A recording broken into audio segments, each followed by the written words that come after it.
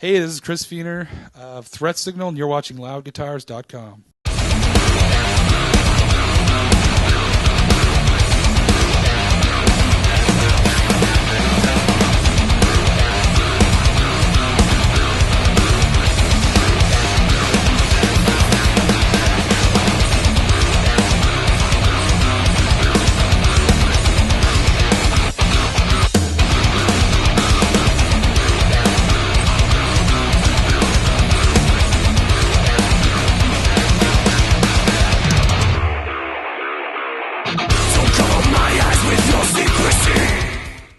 Hi, this is Pamela Ashton, and I'm here with Chris Feener of Threat Signal.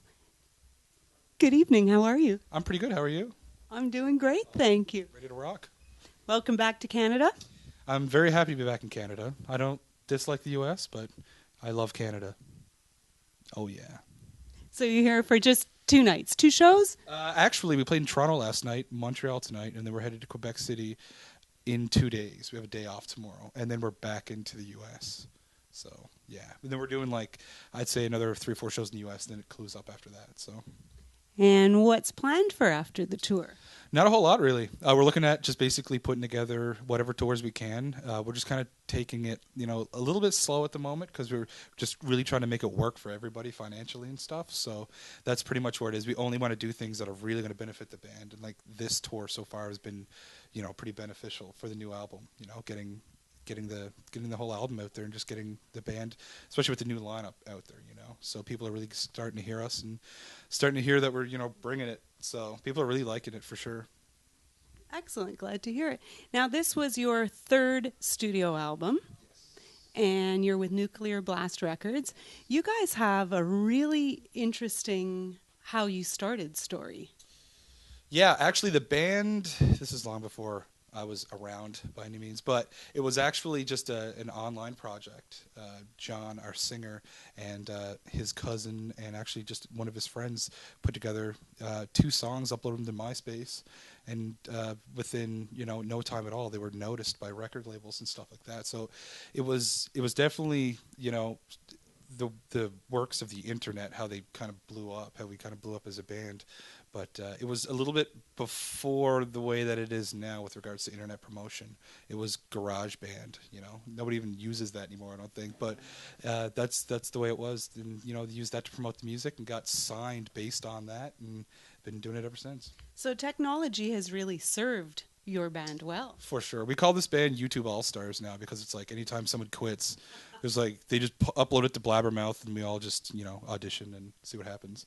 So, but I've known the other guitarist, Travis Montgomery, for a while, and I knew him online. And when I heard that the guitarist position was available a year and a half ago, it was just again the works of the internet. I was on the John Petrucci forum, and I just hit him up and said, "Yo, I'll do it." And at that point, it was gone a bit too far, so I actually had to audition through YouTube, just like anyone else. So, but I got the gig, and here I am. So, was it actually you recording on this last record? Yes, yeah. It was a complete collaboration. Literally, it was usually, I know a lot today. I mean, there's a lot of artists out there who will actually, somebody in the band writes all the music, tracks it all the demos, and then they just basically just give it to the singer. He slaps some screams on it, and then they just record it like it is. With this, it was seriously a through and through collaboration. We used Guitar Pro. And MIDI it all out and send it back and forth and exchange ideas, and it was really cool because we're from all over North America. We have 2 members from the U.S. and 3 of us from Canada, so that's pretty much how we write the music. And it was a through and through collaboration for sure. Yes, your very melodic lead lines are very apparent on this new record. It was nice to hear them. Yeah, absolutely. Clarity in the chaos. There's that's one thing that the band's always been about. Is just you have the heavy brutality, but then you really want to bring the melody through. And so over the last few records, then I noticed that it was moving towards being more melodic. This last record, still super heavy. Yeah, exactly. The first record was heavy and melodic, and probably more towards the heavy side. The second one was heavy melodic, more towards the melodic side, and this one's kind of, I don't know, it's just, I don't know even how to explain it. It's heavier and it's also really melodic. It's literally just, I think we finally reached that happy middle ground, You have to get to a Threat Signal show. That's what you have to do. Experience it firsthand. And buy merch. Buy merch. Buy tons of merch. Yes, our clothes looks cool. And yeah, there we go. Yeah, it makes you cooler wearing them. Exactly. Much cooler. Even I wear our clothes.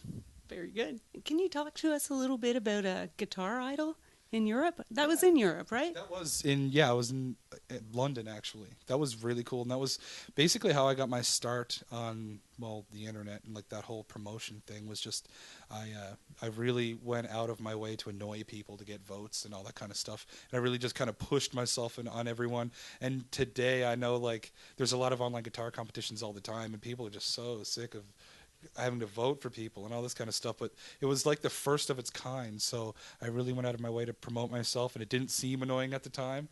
And and also obviously the judges really, they enjoyed my composition and stuff like that. So that's really where it took off for me. Went to London, performed on stage, and it was cool to meet like Guthrie Govan, Satch, and all these guys. Like, they're amazing guitar players, guys I've been listening to for like years, and to play on the same stage as those guys was like ridiculous. It was really cool.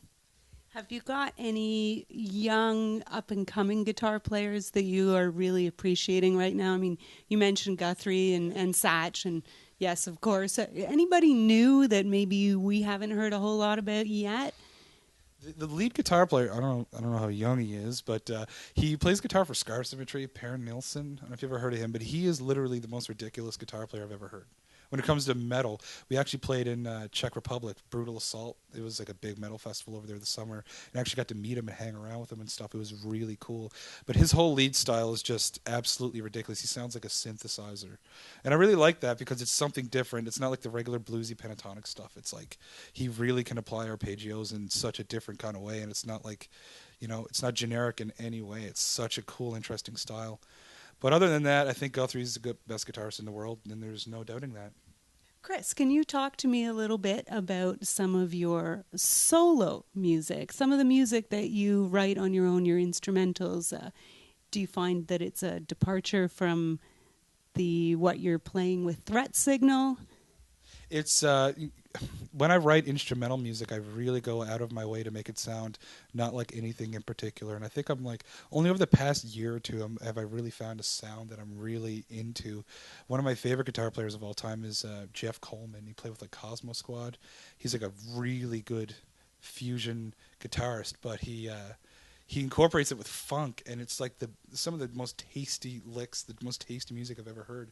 So I try to like take that and then take, the hard rock approach that I can't ignore. I grew up on Kiss. Kiss is like one of my favorite bands of all time, just because that's what I was introduced when I was really young, and that's what really pushed me into wanting to listen to rock music. But when I write my own instrumental stuff, it's always something different. I can never settle on one style, because you don't necessarily have to, and that's what I like about it. Is there's really no barriers, So, and it's not always metal. It's actually less metal usually than anything else. So does your gear really change? Like, if you're going to record some of your own music, let's say, and you're going to be versus what you do with Threat Signal, do you use the same gear, different settings, or does your gear change? I've never really been that big of like a gear guru per se. I've always just used what I had and what I could afford, and that's it. Right now I'm using the Axe-Fx Ultra, and that literally does everything. So that's what I use. I gig in a cover band back home, and I use it for that. And we play everything from like Lady Gaga to Kiss and everything in between, and and that's pretty much what I use. I really, like I said, I don't really spend a whole lot of time investing tons of money into gear. I'm touring, obviously I make tons of money. Oh, of course. Yes, but no, it's something that I really haven't gotten into. It's obviously something that I want to get more into in the future when things start working out, but we'll see what happens. Is there any piece of advice that you would have for anybody just starting out? Yeah, I remember Yngwie once saying something along the lines of, you literally need to be obsessed in order to take it to a level, that you want to like do it as like a profession.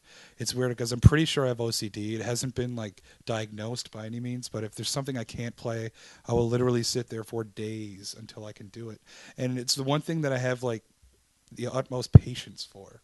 You know, a lot of things I just can't handle. Like I freak out about a lot of things, but when it comes to guitar and I'm trying to track something, if I can't get it right within the first like 700 tries, I'll just do another 700, and it's like no problem. You know, so that's the thing. You just literally need to have your heart and soul in it. Not only that, but you know, on a technical level, if you want to, you know, improve that kind of stuff, it literally just boils down to doing it in your sleep. Like when I sit in front of a TV, if I'm watching something, I always have a guitar in my hands, just doing stuff. It's like subconscious. You get to a point where it's all you do, you know. And how old were you when you realized that you absolutely needed to play guitar? When I was like 5, I used to air guitar to Kiss records in my bedroom, and it was like the most embarrassing thing ever when you got caught. But I just knew that that's what I wanted to do. I just wanted to perform. I just wanted to play guitar, you know. And when I turned 8, I got an acoustic guitar, and I hated it. I thought it sounded like crap, and it wasn't what I wanted. It wasn't that hard rock sound. So for a few years, I was like, I want to play drums. I don't really like this. And then I came back to the guitar and got like this like package thing where you get like a 5-watt amp, and then I realized if I turned it up loud enough, it started to smoke and it would stink and all that kind of stuff. It would get that little bit of breakup. And that's when I knew. I was like, yeah, that's what I'm hearing, you know. And then from there, I learned how to read tab, and then got into Metallica and Ozzy, and that was the end. I've seen some tutorials on YouTube. I've seen some lessons that you've given. Are you still teaching? Yes, actually. I teach through a website called infiniteguitar.com. I've been down there now for a couple of years. And it's basically just this, you pay a monthly subscription, and I just upload monthly lessons. You can go on there, get backing tracks and all that stuff. I also teach via Skype, just like one-on-one with people from all over the world. And I also teach privately at home. So it's pretty much the best outlet for a musician when they're on their downtime. Absolutely. And without that, I'd probably be, you know, screwed. So how does somebody reach you if they would like to get a lesson from you? Facebook, email. I'm pretty active on the internet. YouTube, literally anywhere, you know. Yeah, I literally accept all friend requests on Facebook, so I'm going for the 5,000. Getting pretty close now. So get in while you can. And get a shirt and go to a Threat Signal show. Exactly. Have we got anything more that we'd like to tell these people? I don't really know. I just really like this thing. I think this is really cool. Okay, well, we'll let Chris play with the Riff Tech bands, and this is Pamela Ashton with loudguitars.com. Thank you, Chris. Trying to do that. Doesn't really work.